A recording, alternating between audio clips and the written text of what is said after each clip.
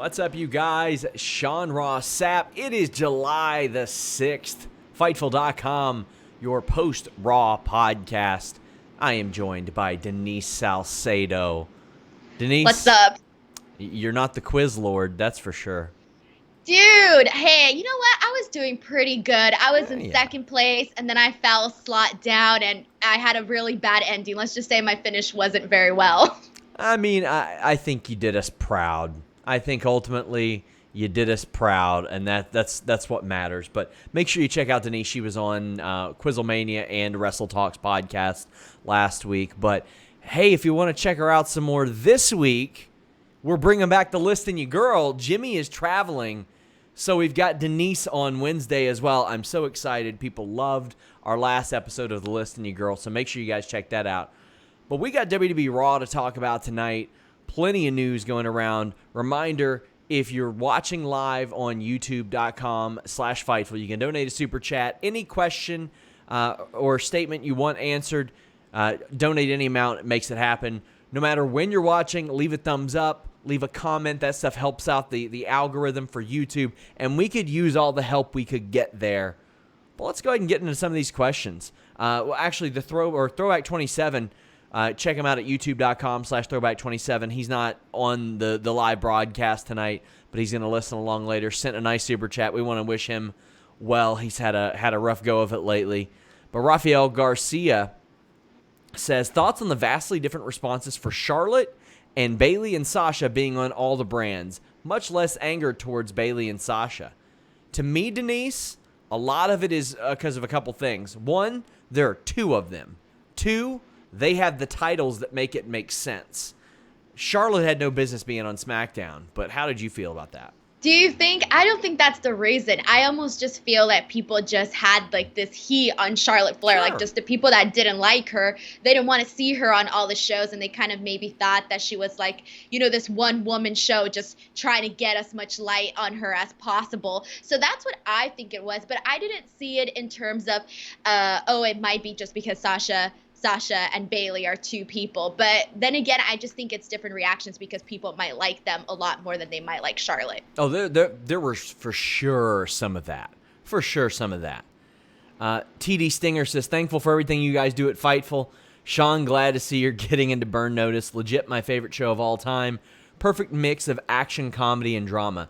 I'm not getting into Burn Notice. Burn Notice was the first real TV show that I really watched. I didn't watch anything but sports, wrestling, and South Park until I happened to catch an episode of Burn Notice on after Raw, and then that got me into some other TV. Now, I did get out of Burn Notice around the 6th season. I thought it was just too repetitive, but I'm watching it while I work now, and it's helping the days go by faster, and I am really enjoying it. I do like it. Have you ever watched Burn Notice, Denise? I've never seen Burn Notice. I don't think I've ever even heard of it until like this moment. So I was like, oh, oops, I don't know about that one. So what WWE especially used to do, or USA Network especially used to do, and Spike, because they did it with The Ultimate Fighter, when they had a show they really wanted to push, they would put it on after Raw, because that was the prime spot. Not so much anymore, but the UFC largely got saved on the back of WWE programming because Spike TV would run Raw, and then right after they would run the Ultimate Fighter reality series right after that. Burn Notice was that way too. USA Network would run that right after Raw, the replays, and catch some of those crossover viewers. Anakin JMT says, back at work tonight, so I couldn't watch Raw live, but looking forward to just listening to you guys. P.S. Denise, I'd say Adam screwed you at Quizlemania, but since he agreed with you on oranges, I'll just say Denise screwed Denise. Well, Adam... No, I got screwed. Adam Blampia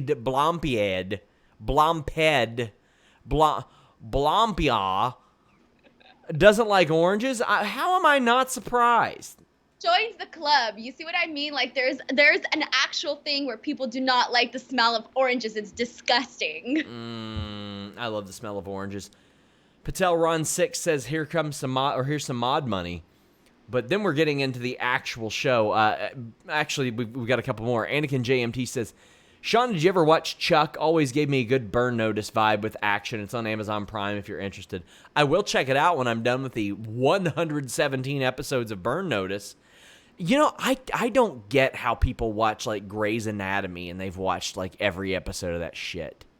You know what? I can't complain because I watched every single episode of Lost. I watched every I did single too. episode of Pretty Little Liars, and those were some long shows, okay? And I sat through all of them. So I almost feel if you're really, really into, not even if you're really into a show, but if you've already invested a certain amount of time, you might as well stick to all of them. And that's the reason why I haven't seen Grey's Anatomy. I can't get myself to watch all those seasons. So my wife used to watch Pretty Little Liars, and then I think like third, fourth season, I was like, you got to give this up. This is wasting both of our times. Like, I don't care who A is. You know who A is? Nobody, because they didn't think that far ahead. That was my problem with Lost. I love the premise of Lost, but then the execution when they went all sci-fi, I was like, man, come on. It got weird. The finale, I don't even know if I even understood it. Yeah, I mean, it was definitely pretty wild out there. Man, the super chats are rolling in. Hannah Moore says, I've seen every episode of the 21 seasons of SVU. I'm not that surprised by that people have watched that, because that's a very bingeable show, Denise. To me, you could find yourself watching 10 episodes of SVU in a single day, just on a day off. I haven't seen SVU at Never? all. It's weird because it's those shows that are so popular, but I just never actually sat down to watch. Like, I don't think it was like my type of show.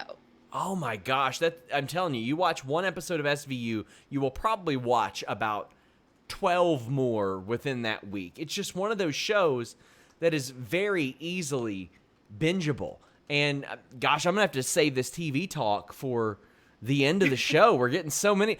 We just, see, that's the thing. I got to rope you all in with wrestling, then talk to you about Why other does this stuff. always happen on our podcast every single week? Because look what WWE does. It wasn't always great, but man, there's just so much going on. Let's go ahead and get into the opening segment of Raw, and we'll get to some of the other stuff. Drew McIntyre comes out, demands to know Dolph Ziggler's stipulation for their match. Dolph comes out and makes a reference to the decision, which is 10 years old. He says, taking his talents to South Beach. I mean, like, man, come on. That is 10 years ago. Stop it.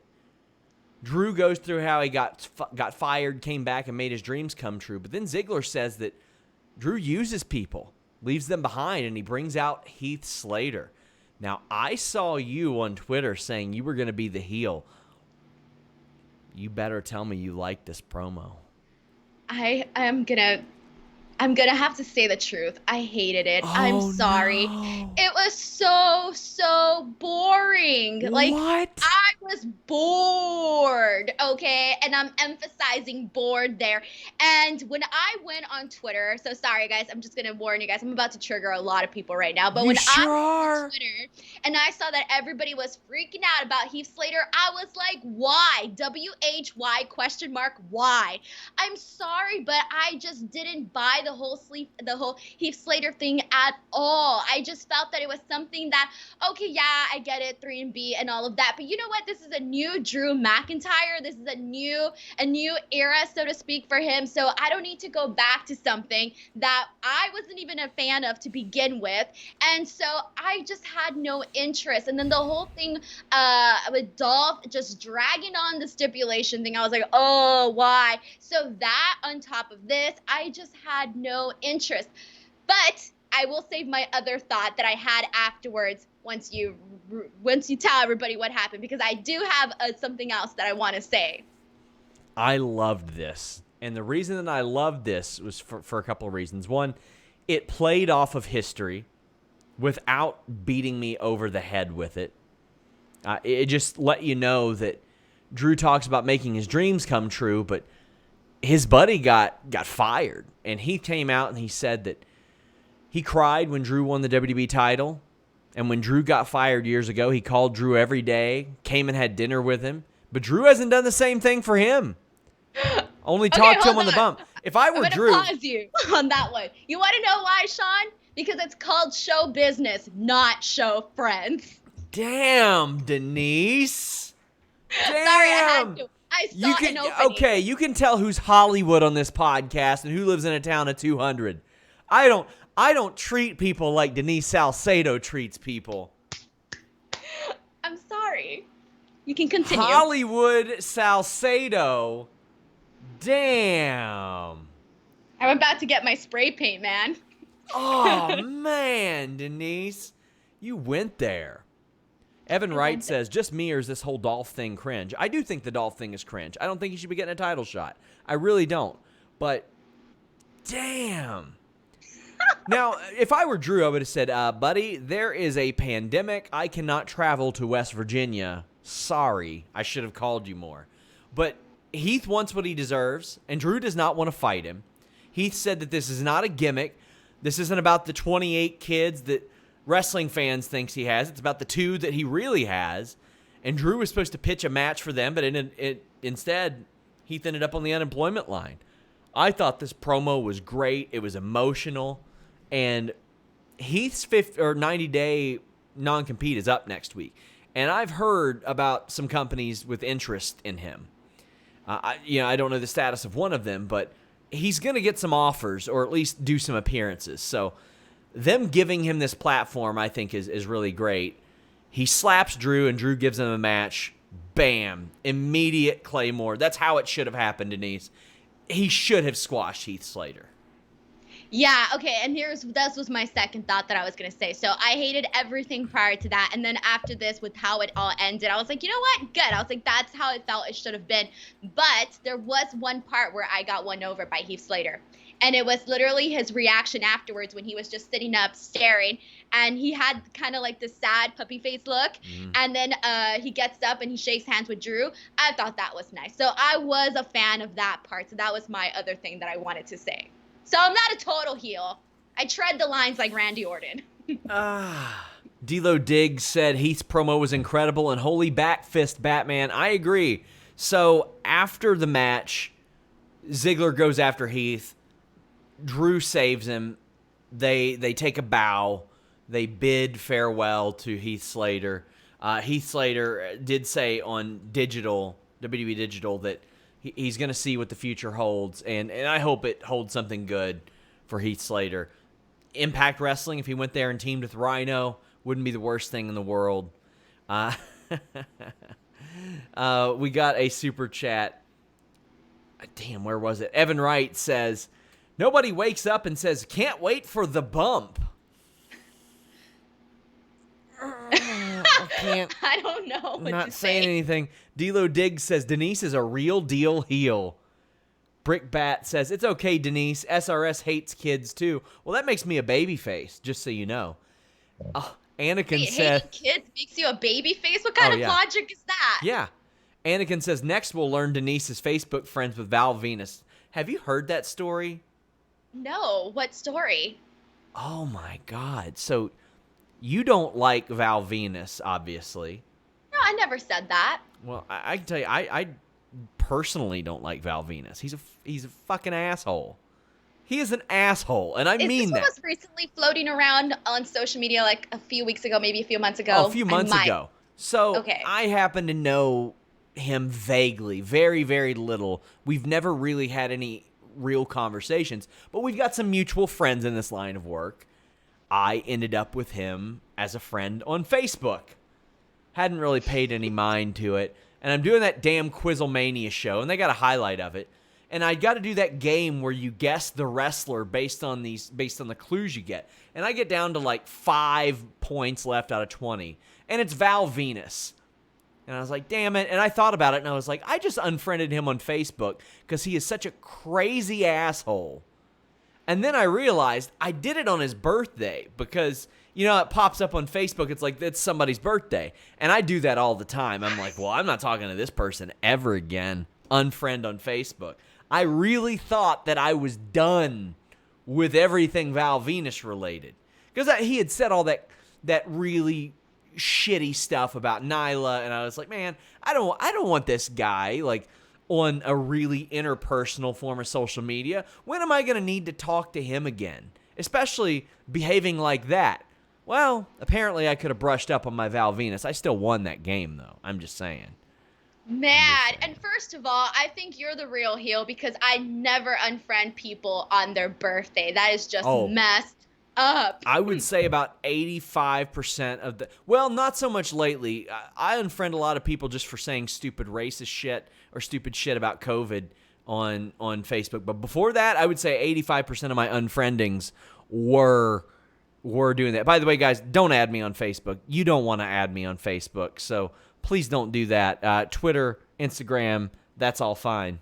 Shady Highly T301 says, embrace the heel and go full Hollywood, Denise. You need some like lightning pants and you can paint on a beard like Hogan. Get a little bandana. There you go. Drew Nicholas says, Dolph's entire part in this whole segment was dumb. He looked like a doofus with the old reference. Shouldn't he have been happy that Heath lost? No, he wanted Heath to soften him up. He wanted Heath to... He wanted to seem like the good guy, and he wanted Heath to cripple the I don't know, the confidence of Drew McIntyre. What do you think about that? Yeah, I see your point but I see the point in terms of, yeah, it felt like Dolph was completely, non-existent in all of this, but I do see the point in terms of he was trying to get a fast one over on Drew by making him look like the bad guy. Oh, you came to be this champion, this good person, blah, blah, blah, and here you are ignoring your friend, whatever. Oh, man. Charlie Wolf with a nice super chat says, happy 4th Fightful. Did you do anything this weekend, Denise? Oh, for 4th of July? No, Yeah. I stayed in bed because I didn't want to go out and, endanger my life. My wife and I, again, live in a town of 200. We found a spot where we could see everybody else's fireworks and just sat there. Nice. Shady Highly 301 says, can you avenge the death of Denise on Quizzlemania? I'm sure they'll get desperate for viewers, and because, I do so many more viewers than Wrestle Talk does that they'll call upon me.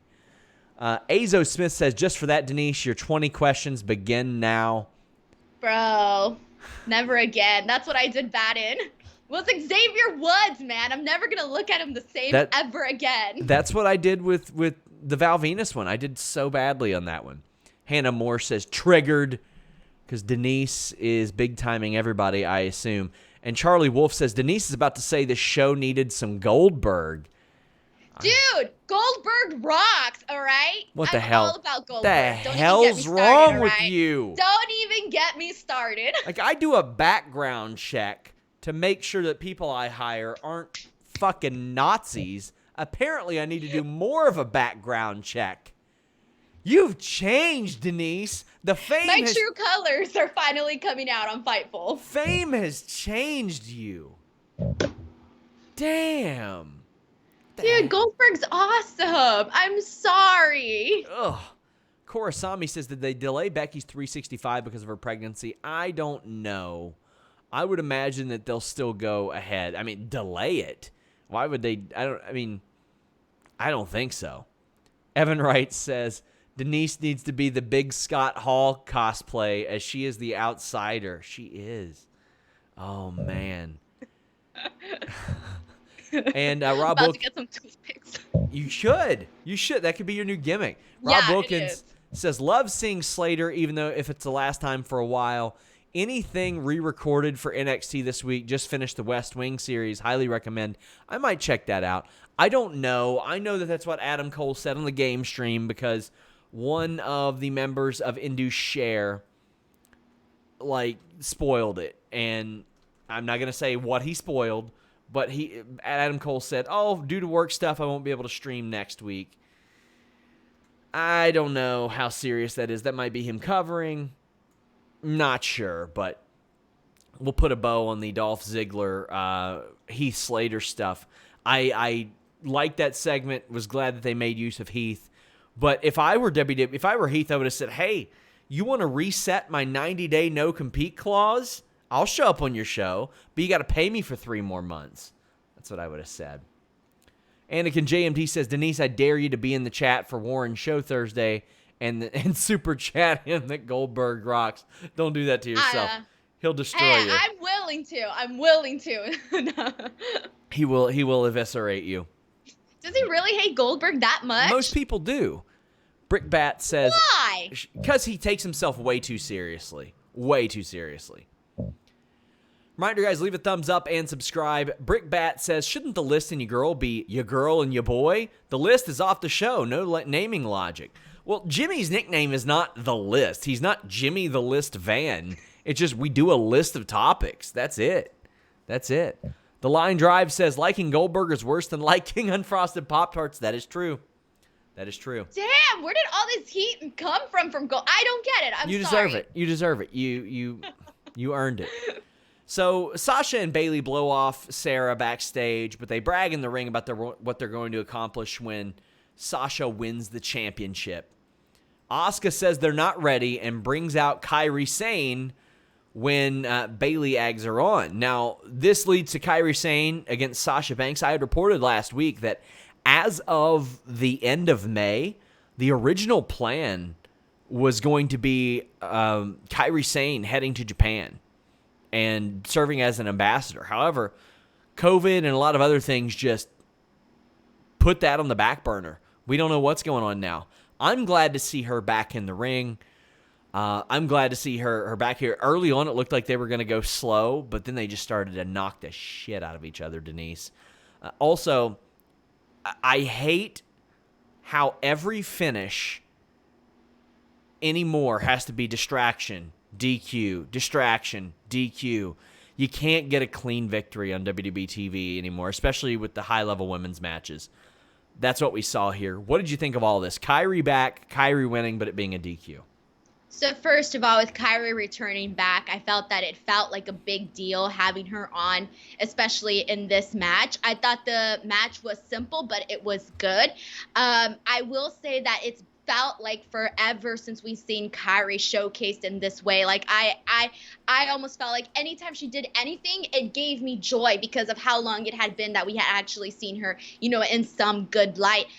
With the match ending in a DQ, I knew Kairi wouldn't get a clean win, obviously, over Sasha. That wasn't going to happen. So I figured if anything, there would be a DQ in this. So that didn't come as a surprise to me. I did love how they shot when Kairi did the insane elbow. I thought that was a great view. Overall, I thought that this sort of brought more positivity to Kairi in terms of, we had just seen her stuff with Nia, and then that was it. She was just in the shadow of Asuka. That was it. I kind of felt like today it felt a little bit different to me. Cyclops is better than Wolverine says, like a fool, I thought Asuka meant EO. I don't think that's out. I mean, that's a crazy thing to think after they worked together on Wednesday.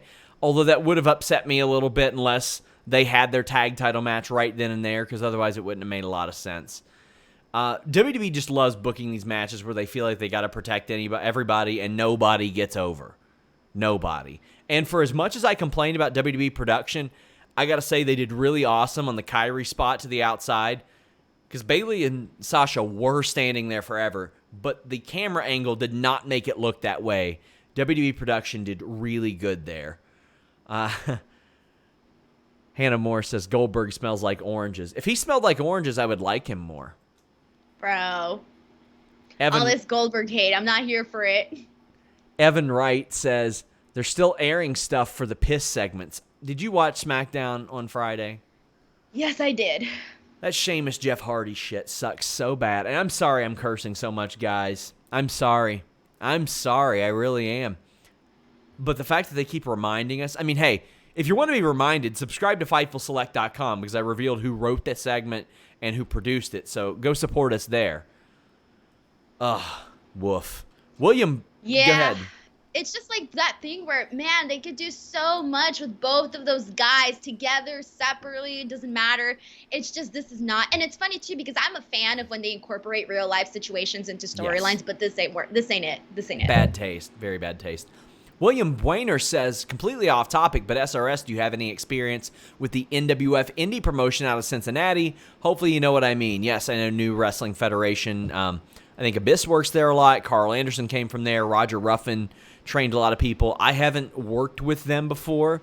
I'd be open to it. I mean, I don't really want to go up and do ring announcing or regular announcing or anything like that, but I might do some stuff with them if they ever reach out for something like that.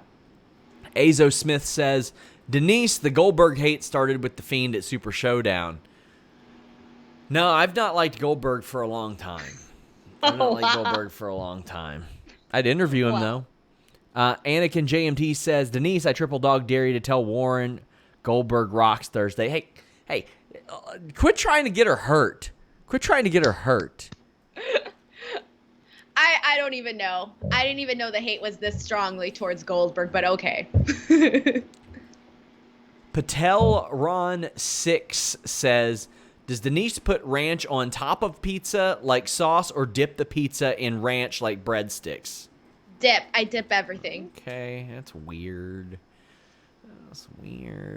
So we get Aleister Black laid out backstage with a Rey Mysterio mask on. They have just dorked him out so hard.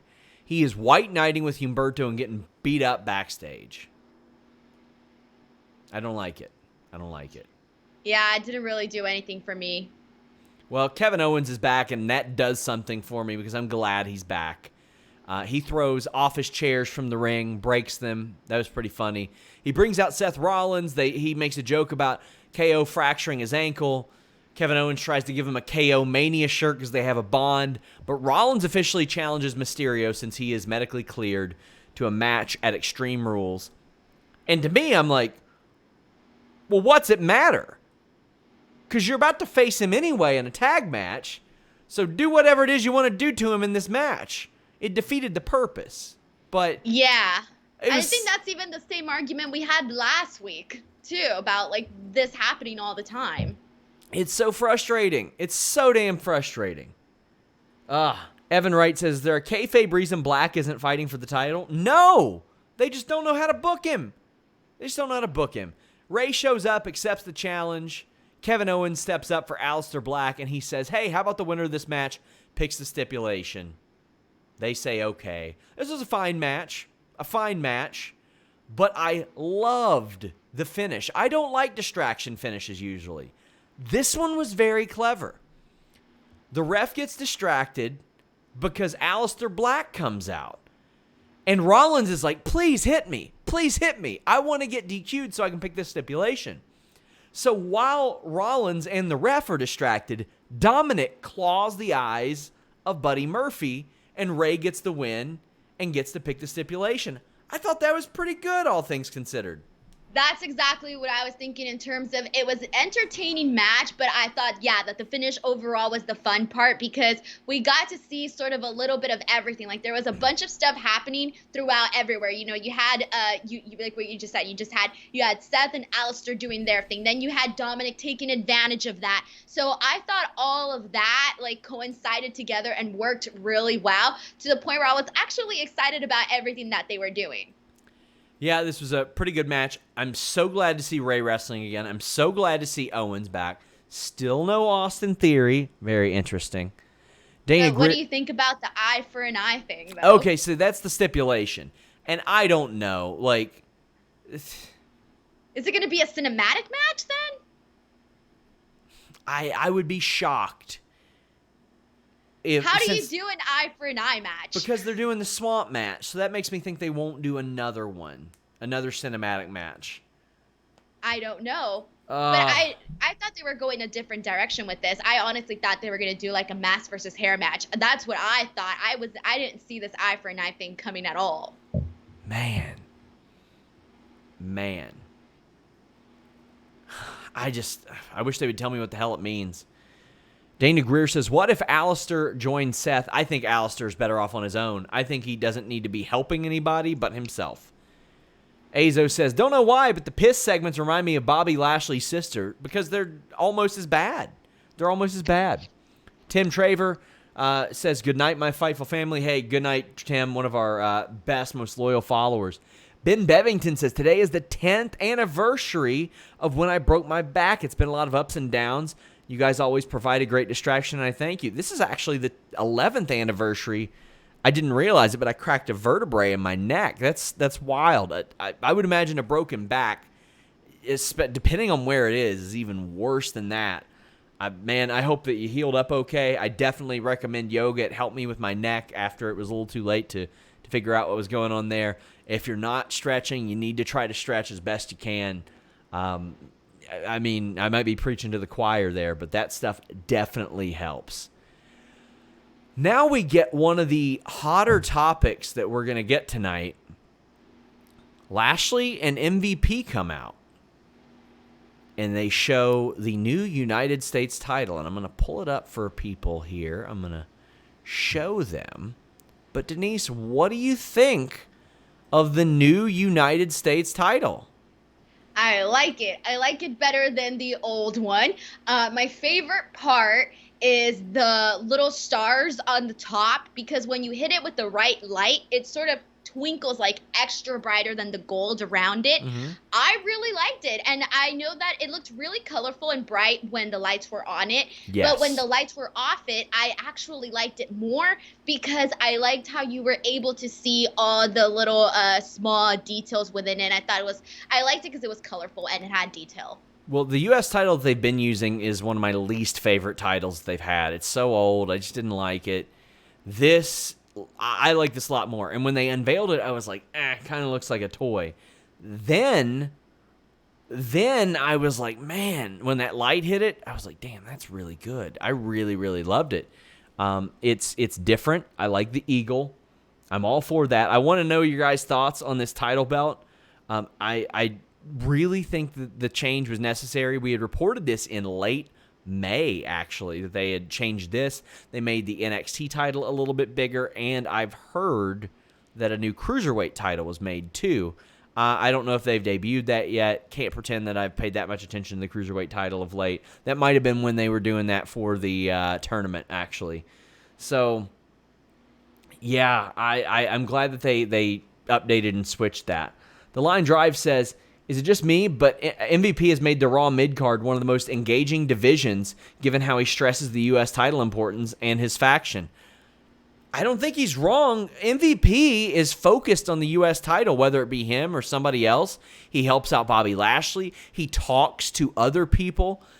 Even though he's not winning matches a lot, he has the last few weeks, he's really added some interest to that, in my opinion. How about you?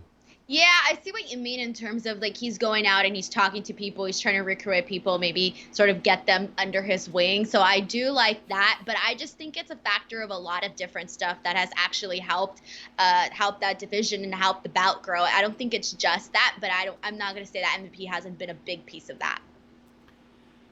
The Line Drive says, was sensitive over the U.S. title being changed because it's probably my favorite title in WWE in the history with Cena and Eddie. But overall, a great new design that is kind of undermined by the large champion font. That's probably my one qualm. The big champion on there. I like that, though. I like the 3D aspect of it. I think it looks cool. But to me, it's like you're holding a giant-ass belt. We know you're the champion of something. You don't need that there. Just in case someone doesn't know what a belt means. So. There you go. I guess so. Anakin says, when Sean posted the picture of the new U.S. title, I thought it kind of looked like the Divas title. Then I saw a better picture that was taken more from the side, and I like it more than the new IC title. I'm glad they're updating some of these. It does send them into the new era. So, yeah, I needed to see a new angle of it at first, too. Jamie Aguilar says, I feel like if the Eagle were bigger and where the giant champion is, the new U.S. title would look amazing. Do you think they could have accentuated the Eagle a little bit more? People love the belt talk, as you'll see. You know what? I think I like everything the size that it is. And I can't help it. I do like the champion big and, like, bold. I actually like it. And I will say this, though, that it's pretty interesting that you say that they were in talks or doing this in May, because it did make me think back to one of the last belts that was revealed in wrestling, which was the AEW TNT Championship. And I just thought, holy cow, like, what a big difference in the belts that were presented. And I do think that it does show a major disconnection in terms of timing and getting the belt out.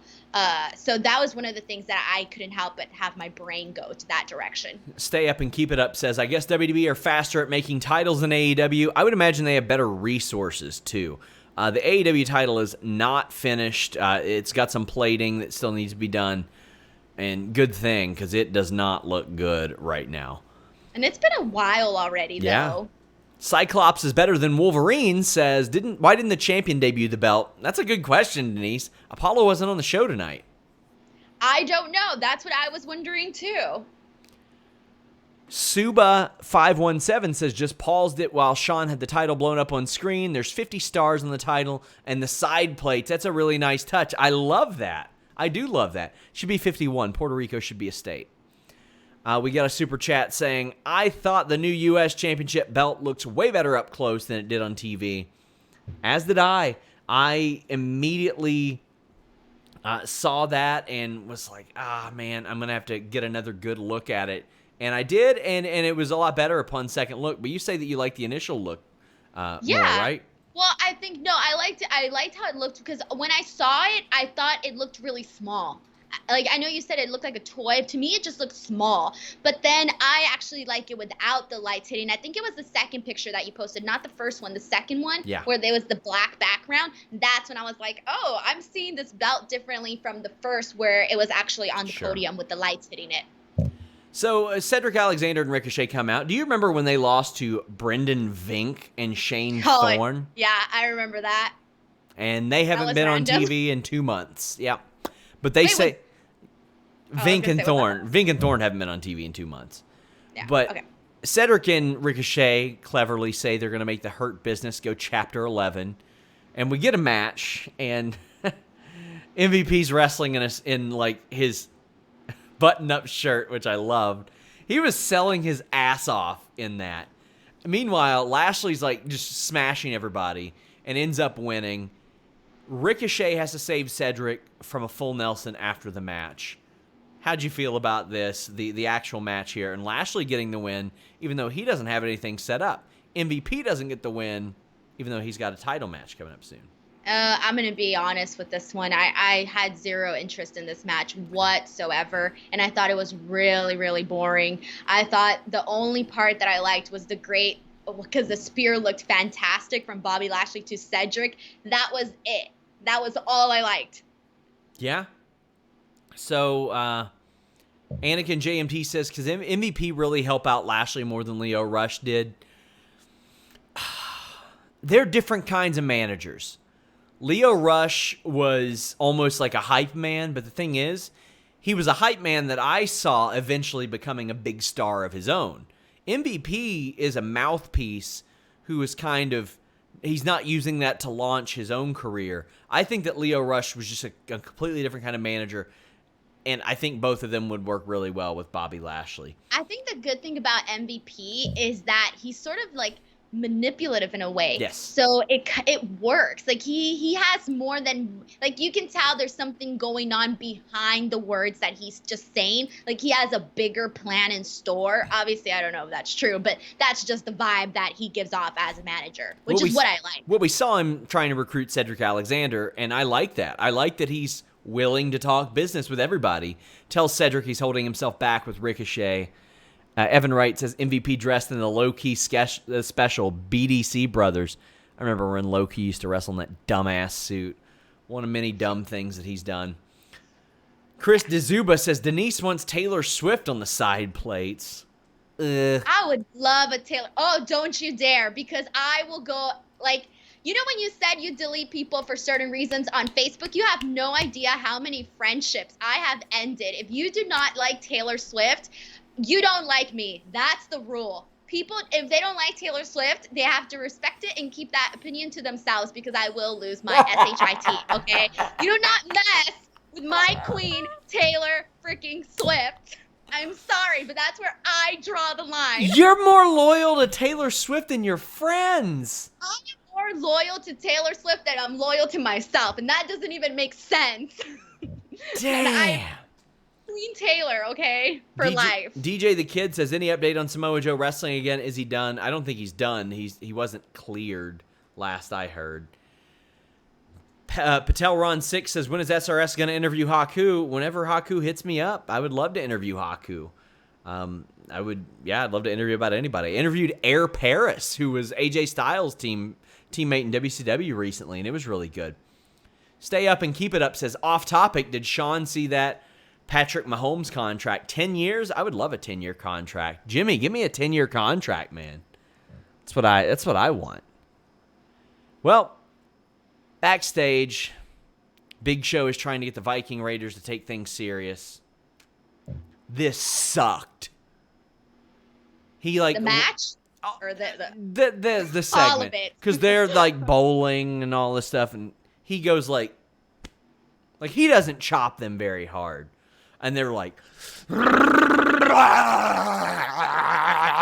I'm getting serious. I was surprised at how weak that chop was. It was like, oh, what a letdown. Me too. Now, I know if somebody ever shows this to him, he'll be like, you take one of my chops and see how it feels. And I'll be like, yeah, you probably chopped me a lot harder. But damn, man, he's got more in it than that. Jamie Aguilar says, watched all the Big Show today and thought of Denise with all the T-Swift references. You all should check out her interview with Big Show that she has over on her channel. It's a good one. Yeah, and that's why we talked about Taylor Swift in the interview. He's the Swiftie. You'll watch the show, so you know it. So Flair is there again. He's 70-something. He's there again. Man. All right, I gotta stop right now. My wife sent me a text that somebody in our chat said that they prefer Pink to Taylor Swift. Now, let me tell you all something right now. I am not a Swiftie. I am not a Taylor Swift fan. I don't dislike her music. If I catch any of you guys saying that Pink is better than Taylor Swift, there are sometimes they say violence doesn't solve everything. I am a believer in that violence solves many things, including insinuating that Pink is anything but mindless drivel music. And let me tell you, I've been to many Breaking Benjamin concerts, so that's not giving me a lot of room to criticize, okay? Drivel. Now, I like Pink, but there are certain arguments that I don't even entertain because they're not even worth it. If you were to bring up somebody else, maybe I would entertain that conversation, but Taylor Swift is just a whole other level. Damn. Anakin saying Denise showing her love for Taylor Swift is my first gif from this podcast. And Sean, somebody's name on here is Ross Sapp. Am I the only one loving WWE without the crowd? Yes, you are. And Evan Wright says, just watched War Machine versus Keith Lee and Shane Taylor.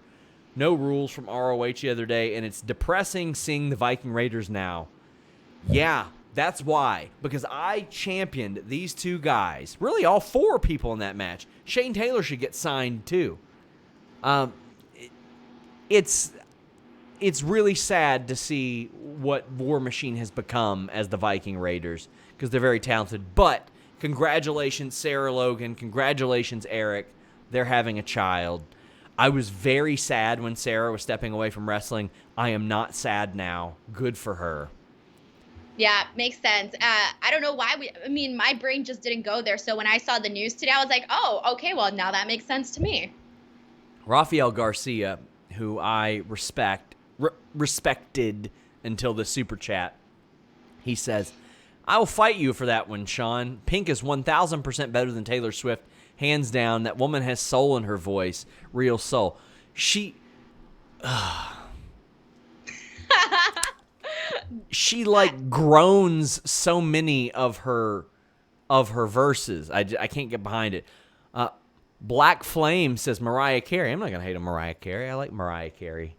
Actually, Mariah Carey's third on my list. I love her a lot. There you go. But she's third. Nothing wrong with that. So I loved backstage that Orton brings up that Angel Garza and Andrade are both third-generation wrestlers and that he respects them for that. That was very cool, and it really set the tone for the match. And he said, stay out of my way when the Big Show is around. And this was Garza and Andrade doing the heavy lifting. Big Show avoiding an RKO. But then Orton hit Eric with an RKO and won. Now, the highlight of this match to me, Denise, was Angel Garza getting a little hot-headed and Randy Orton dragging him outside. And to me, this had a lot of inference in it. It had a lot of Randy Orton knows what Angel Garza is doing because he has been Angel Garza before. He's been that hothead. And that's his way of saying, that's not what you do. I thought this was really cool. That was one of the highlights of Raw to me. Because if Randy Orton didn't respect Angel Garza, he just beat his ass. That'd be all he did, all he needed to do. but instead he cared enough to teach him. What'd you think about this? So starting off with the match itself, I thought it was going to be a whole lot better. It was a whole lot of nothing, I think, that went on. And yeah, I agree. The highlight of this was Randy Orton choking Garza and just kind of getting in his face. I thought the interesting part about this was specifically how it was shot in terms of like they really zoomed into them. You can really hear what they were saying. And it almost, you've never seen Garza in a situation like that since he's been on Raw. He's always had like more, those lighter, funny moments or those flirtatious moments with Charlie, but he hasn't had a serious moment, like where he's actually thinking, WTF. And he was thinking that, like you can see that behind his eyes when he was staring face to face with Randy Orton. So I thought that was great, and it added a different element to Angel Garza again that we had not seen before. Yep, I completely agree. After the match, you see Randy Orton still hanging around, celebrating with these guys. I'm just saying, I would not hate them as like a Legacy 2.0. Eventually, Big Show's eating that foot. So is Ric Flair. He's going to get kicked in the head too. But this weird stuff backstage, R-Truth bumps into Ric Flair and thinks he's Tozawa in disguise. Then Tozawa runs into them and Orton sends him going the wrong way. What the hell is going on? I think that's just Randy Orton sort of, like I said, he treads the line between good guy, bad guy. Maybe he just gets a kick out of seeing R-Truth, run amok backstage with the belt. So I almost think that that's Randy Orton having his own kicks for himself, like providing his own entertainment. So I like that. I was very intrigued by this. I'll say that much. I was very intrigued because, one, why are you putting Randy Orton with this garbage? Tozawa is not garbage. The gimmick they gave him is garbage. But I was like, okay. And part of me was like, is he doing that so he can grab the 24/7 title instead? And I was like, surely they're not going to do that. No, I wonder if there's going to be a follow-up to this. Will there? I don't know. I kind of want there to be, because R-Truth has good interactions with people. Although, the thing is, I think when somebody wins the 24/7 title, like a Randy Orton, then people stop going for it. I think that would be, that kind of happened with Undertaker and the Hardcore title. Like, Undertaker won the Hardcore title, and people were like, not worth it. I don't think I want it. Like, when somebody like that wins it, I think it'll portray really well on TV like that. Like, oh, they don't want to go to the trouble because they know how dangerous it is. But then that also, like, if you're looking at it in a whole different way, that reminds me of when Maria Kanellis had it and she was pregnant and everyone was like, well, how are they going to get it off of her? She's pregnant. Yeah, but this would be out of fear, not out of fear getting fired. But Cyclops is better than Wolverine says, for a second I thought he was reforming Legacy. I did too, and I hope we see more of them. The Line Drive said Garza needed to remove his pants after Orton. Orton never wears pants. I've never seen him wear a pair of pants on a wrestling show before. So, oh man, Billie Kay defeated Ruby Riott. This was not good, and it broke my heart because I like all these people, but they talked trash backstage, and Billie Kay beat Ruby's ass, capitalized off a distraction. This was taped, so them going with that finish is weird to me, considering the fact that I know that they filmed Baron Corbin doing a spine buster to Otis 4 times last month. They did 4 takes of that, but then they ran with this Billie Kay Uranagi spine buster on Ruby Riott. It wasn't good, and I hate that because I like Billie Kay and I like Ruby Riott. Yeah, this wasn't good for anyone. The match wasn't good. Ruby Riott it's been going down a downward spiral. So, I mean, and it's funny too because even when she has those backstage segments, like, they're really funny. I actually think they are. Those interactions that she has with the Iconics, I think, work really well. And then I start thinking, okay, well, maybe they're going to do something different this time, and then it just doesn't connect. So, yeah, well, if you're looking for yourself to, I'm not going to do it. I'm not going to do it. I feel like it would be in too poor taste. I know, I'm just left with suspense here. You are left with suspense. You just left everyone with a big tease right now. I have made a promise to myself to be more aware? More cautious, mysterious. More suspenseful. Get it? Get it? I left you in suspense, Denise. Oh, okay. There you go. Okay. That's what I was thinking. And if you don't want to botch your spine buster, my friends at Blue Chew can help. You'll be busting spines all day and night with BlueChew.com code FIGHTFUL. It's made with the same FDA-approved active ingredients as Viagra and Cialis, so you know they work, but they work on your schedule. They're ready when you are, and if you're not ready, they help get you ready. And I have said it time and time again, in this era, you need to avoid the doctor unless you're sick, so you can get this stuff prescribed online by a physician, sent straight to your door. You don't have to wait in line at the pharmacy.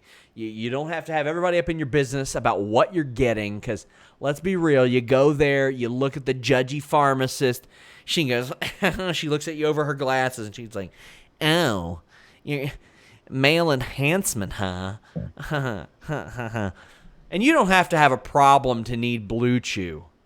It's for performance. It's for confidence. I mean, maybe it's been a while. Maybe you've been stuck in your house for months and months and months, and you're out getting that first little bit. Blue Chew makes sure that you're ready. Use that code FIGHTFUL. Get your first shipment free. And let them know that you heard about them from us when you go to Blue Chew on Twitter. By God. Asuka's backstage. She says after she beats Bayley, she's going to challenge the Golden Role Models to a tag title match next Monday. Now, Sasha accepts it, and Bayley is a little like, what? But Bayley's been offering up Sasha to fight all the time. So, you think this is Sasha, like, playing into that a little bit? Or do you think Sasha really believes they're the best tag team that there is? I think it's more along the lines of maybe Sasha just sees it as, oh, she trusts me enough to take this match. That's the way I'm gonna see it, but I know that later on it'll play a bigger role. Yeah, I think so too. So we get this match. It's Asuka versus Bayley, and the thing that I love most about this is Nikki Cross is at commentary, and security's like, you gotta go. You're on SmackDown. And she's like, no, I know them. And commentary is like, no, it's okay. She can stay. I like that. You know how much I'm a stickler for the brand split. I want it to make sense. I don't like that brand-to-brand invitation shit. They have not mentioned it at all lately, and that makes me very happy. But as soon as she acted up, security kicked her out. But it gave her an excuse to be there, Denise. She wasn't just popping up. She had to get permission to be there. What did you think about seeing this? So first of all, Nikki Cross was absolutely hilarious in this role, just because she would go from like very sweet and very lovable to like batshit crazy. She would just like lose it out of nowhere. So I actually liked the play on her being in commentary. So, and then afterwards, how it worked out at the end of the match, I thought was pretty funny because a part of me had even forgotten that she left. Like, I had forgotten. So the part where Bayley, like, freaks out and gets scared, it was like, oh, wait, like, who is that? And then when they panned to Nikki Cross, I was like, oh, I didn't see that coming. Yeah. I loved that. The action here was good. It was a really good match. Probably my favorite match of the night. Bayley trolls Asuka's dancing. They slug it out. Asuka hit Bayley with an insane back fist. Bayley ran her knee into Asuka outside the barricade. And then, as you said, Nikki Cross scared Bayley. Asuka applies the Asuka lock, gets the pin. This was a really good match. Kairi stopped Sasha's interference. That was a little iffy. But otherwise, I really like this. I hate that there can't just be a clean win. I think it just should have went to Nikki Cross scaring Bayley and then her getting rolled up and beaten. I would have been fine with that. But I thought it was pretty good. I liked it a lot. I'm excited for next week, even though I think it's going to be a screwy finish again. Yeah, and you know what I am liking though is that they have been putting on a lot of really big matches, I guess you can say, for the main event on Raw. So I think that has been helping out. I liked this match. I didn't like it as much as I enjoyed Asuka Charlotte, although it was still good. I think some of my favorite parts though was when Bayley started claiming that the reason why she was sort of losing was because she hadn't slept yet, or she hadn't been sleeping. So I thought that was a really good touch. When Bayley was mocking Asuka, and then Asuka just like starts smacking her, I thought was great. When she gave the knee to Asuka and she just like went straight forward towards the barricade, I thought it sounded worse than it probably actually was, but it looked really cool. So there were some good moments, and I thought overall the what we just said, that the finish was really exciting. That was Monday Night Raw. A reminder, guys, we got a lot of stuff going on, and we still got some super chats to get to, by the way. But listen, you girl, this Wednesday, The Distraction runs 3 podcasts a week. They play TEW, they do movie reviews, they do news. Lots of cool stuff there. Make sure you guys check that out as well. We've got tons of Fightful Select podcasts just like all week long. Subscribe to Fightful Select. That's the most direct way to support us. And I'm breaking news over there like every single day. I used to say, oh, we got a couple news bits a week. Every single day we've got something. We've got 6 weekly shows there. We've got Alex reviewing Raw and SmackDown. I do an NXT AEW review. If you want like 205 Live, NWA, Ring of Honor, BTE, Steven Jensen covers that. And then I do a Backstage Report podcast every week with exclusive news. I do a Q&A show. It's a good time. Make sure you guys check that out. Azo Smith says, that back fist, Jesus Christ. That might be my favorite back fist since Aja Kong in 95 against, I think it was Asperita or somebody like that on Raw. Colin Bartel says, recently subscribed to Select. I should have done it sooner. All you guys are awesome. Thank you guys so much. Like it's gone beyond my expectations, and it's really helped us out. We are working on integrating that into Fightful.com. That way we don't do Patreon anymore. We'll be able to do free trials and stuff like that, but we're still a ways away. So if that's held you up from subscribing, go ahead and do it.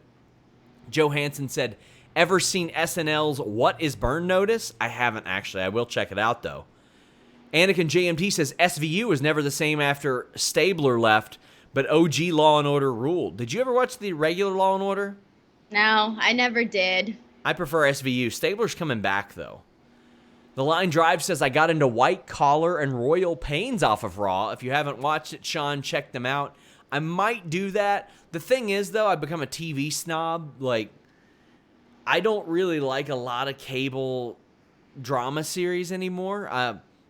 Right now, I think my 2 favorite that are going are Ozark and Dead to Me. Have you watched either one of those? Oh my god. Okay, so you're gonna hate me, but I hate Ozark. I thought it was so freaking boring. I haven't watched the whole season, and you're gonna get mad. I got to cover the show and interview the cast. That's why I watched the show, and I just wasn't a fan. I never got into it. I was so Jason bored. Bateman is my favorite actor. Have you watched Dead to Me?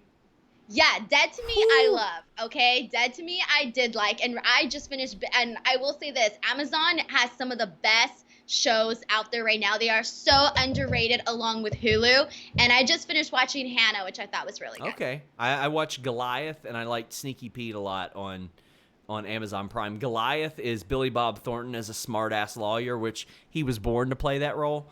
Dead to Me, I think Dead to Me has the best character development maybe of any television show I've ever watched, and that includes Breaking Bad. I'm not saying it's a better show than Breaking Bad, but if you watch the first season, Denise, they developed a character who you never saw on the show, and they made you like him, hate him, feel a lot of different things about a person who you will never see, and that's something very, very unique. And Christina Applegate, I mean, good God, I she's great. Grew up watching Christina Applegate on different shows.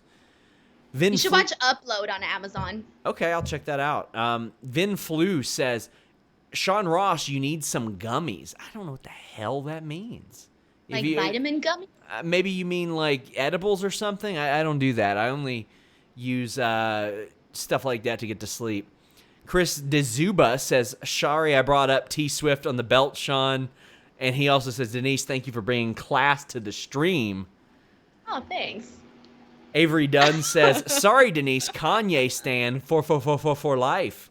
Oh, don't even get me started on Kanye, please. I'm not even going to get into that. Oh, don't you dare. I will quit right now, SRS. I will walk out. I will finish the podcast. I'll just close my laptop and move on with my life. College Dropout is one of the best albums of all time. Oh, please. It's amazing. It is. Please. I wasn't much on Late Registration, but College Dropout, My Dark Twisted Fantasy, Graduation, I think are some of the greatest albums ever. Don't worry. For Christmas, I'm sending you every single Taylor Swift album. Okay. You know what? I have put it on record. Style is my favorite Taylor Swift song. I think that is a fantastic song, and I don't hate her music. I even went as far as to ask Jeremy in November. I was like, hey, Jeremy. We were in a vehicle, and I asked him this in person. I said, Jeremy, I know that she's got to re-record a lot of her material. November. But a lot of her material has like an accent to it and is a little bit different. Will she do it that way, or will she do it in a new version? Because quite frankly, as I can tell, you're going to eat it up probably no matter what, right? Yes. Exactly. So maybe her fans would be like, sweet, a new version. And I know she does that at her live shows. She does like pop versions. See, I know things, Denise. She does like cross genre and stuff like that, so it's pretty cool. Well, that's what a lot of people are talking about. It's part of the fandom. People want to know how her matured vocals are going to sound for her previous songs. Yeah, and I'm interested to see. Hannah Moore says, okay, Taylor is first, Mariah is third. Who's second?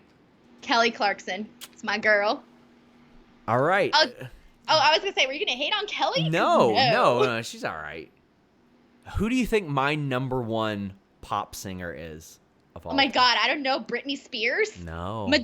Christina Aguilera. No, Did someone read it's this? Sia. I love Really? Sia. I think Sia is fantastic. I think like 2 songs. I think she's one of the greatest musicians of our generation. I really do. Rafael Garcia says, Kanye doesn't exist after My Dark and Twisted Fantasy. Doesn't exist, period. You know what? I'd be okay with that. There are some songs that I really like off his newer albums. The hooks are still pretty good, but a lot of his songs are just not great anymore. Avery Dunn says, Denise hates Ozark and Heath's promo? I don't feel like a heel for loving Kanye anymore. Anyway, Bro. Love Select and the free pods, my only must listens. Hey, I appreciate that. Hannah says, Sean is a Sia stan. I am. I like the LSD group, too. I think they're really good. Are you a Lady Gaga fan? I do like Lady Gaga. I like a lot of her earlier stuff. I don't necessarily like everything else. Dana Greer says, Katy Perry all day. So, my wife's best friend lived with us for a little while and loved Katy Perry. And to be nice to her, because I'm a nice guy, I watched with them a Katy Perry documentary. The movie that she did? The one where she breaks up with Russell Brand? I don't know, but it was ridiculous. It's like, it was framed like a documentary, like, how did this amazingly talented, beautiful, well-off, talented woman overcome all this stuff and become a star? I'm like, I don't know. Maybe because she's really talented and looks like $1 million. That's how. Evan Wright says, Sia has the meanest bowl cut I've ever seen. Did you ever have a bowl cut, Denise? No, but I had the Angus haircut. Do you remember Angus the movie? No. Is that a bowl cut? Okay, so if you Google Angus, the movie, it was like this fat little kid, and he has like the bangs here and the hair like that. I had the Angus haircut, and my mom, she just really messed up my hair, man. She had the crooked bangs and the crooked pigtails. That's close. That's close. That is close. I just didn't think you would know what that is. Well, I watched the movie as a kid, so. We had a couple of Ruby Riot super chats. Evan Wright says Riot and Avalon are twins in their record show. And Patel Ron 6 says, is Ruby trying to break Deonna Purrazzo's 0-20? I asked her about that once. Did you ever see that, the interview clip I did with her? Yeah, I did actually. She was a good sport about it. I was like, do you want to hear something that'll make you sad? And she was like, oh, that I'm 0-20? I was like, yeah. I was like, okay. Shady Hiley T says, number 1, Halsey, 2, Sia, 3, Lord, 4, Adele, Swift equals shit. Who was number 1 again? Halsey? I listened to her last album because I'm a Halsey fan, and I didn't like it. Okay. So that's just my consensus. And I like her as a person. But Taylor Swift is queen. And Anakin says, hot take for Denise, Reputation was a crappy album, but 1989 ruled. You look amazed. I'm sorry. Amazed. Well, guys. But there is only one album that is framed here, and it's freaking Reputation is the #1 album. That's all I'm going to say. I'm about to hang up my banner. Rob Wilkins sent me a Cincinnati Reds wool banner for my office. I'm very excited. Big thank you to him for that. Guys, it has been a pleasure. Stay up and keep it up. Says if we get 1,000 Fightful Select subscribers, Sean has to do a Goldberg entrance, and Jimmy and Denise and Warren will be security. They are all over the map. We're talking. I don't know what province Warren lives in, honestly. Let me look. But I don't think so. I don't know where the hell he is. But Jimmy is in Toronto. I am in Kentucky. She is in L.A. Maybe if we're all in the same place, sure. But how about this one, guys? For the 750 subscribers, the thing was Jeremy and Alex were going to sing Judas, and that is coming very soon. So, I mean, I'm telling you, if you all subscribe to Fightful Select, I will have to do something stupid at 1,000. That will be for sure. Anakin, Ooh, a tour of Kentucky. Oh, that lasts about 20 seconds. So, Anakin JMT wraps us up on the Super Chats by saying, name one good song from Reputation, Denise. I get the feeling she's about to name 10. Please. Ready for it, Endgame, I'm Duress, This Is Why We Can't Have Nice Things. Are you kidding me? Every single song on the album, Getaway Car, just stop, the whole album. Denise, tell the people where they can find you. YouTube.com/Denise Salcedo, where you can find plenty of videos, and don't watch the ones where I'm burying Kanye. Actually watch them because I literally lose it. So if you want to see me really get pissed and like rant, you can watch those videos. But YouTube.com/Denise Salcedo. I'm trying to get to 50K by the end of the year, which Social Blade doesn't think is going to happen until a year and 6 months, but I'm going to try to beat Social Blade. Twitter and Instagram @_Denise Salcedo. I am trying to get to 100K by tomorrow. We are only 73,000 away. Get us there, guys. You all should all be subscribing. I'm going to start posting news videos daily, probably. I'll probably do like 10-minute news videos, something like that. But make sure you guys subscribe to Fightful Select. Anakin JMT says, there are none on that album. Avery Dunn, oh, God. Bro, what's up with this? Why do people hate Reputation? Ooh, so Avery Dunn has an interesting one. What's Avery Dunn? There's no way I can get this happen. He says, if we get to 1,000 Select subscribers, can we get Denise rapping a Kanye song? Absolutely not. Absolutely not. Here's the thing. Jimmy sweetens the pot for people. I'd rather eat oranges and sniff my fingers, all right? I'd rather be like sniffing my orange fingers, but I refuse to sing Kanye. I do not support Kanye West whatsoever. Oh, God. I would rather do anything else. I don't know. Who else do I not like? This ain't happening. I'd rather move from Los Angeles. Damn. And I love Los Angeles. Here's the thing. When Jimmy finds out how much you don't want to do it, he's going to try to pay you to do it. That's Jimmy. Bro, I'm going to have to ghost everyone now. Oh, I'm going to avoid everybody. Guys, thank you all so much. Until next time, we're out.